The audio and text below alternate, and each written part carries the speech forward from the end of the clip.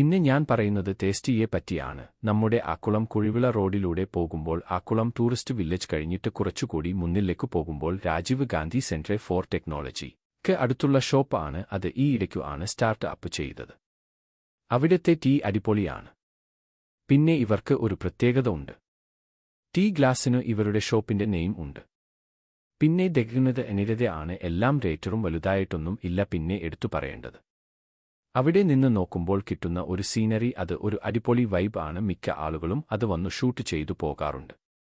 ഇവരുടെ തന്നെ കുറച്ചു സ്പെഷ്യൽ ഉണ്ട്.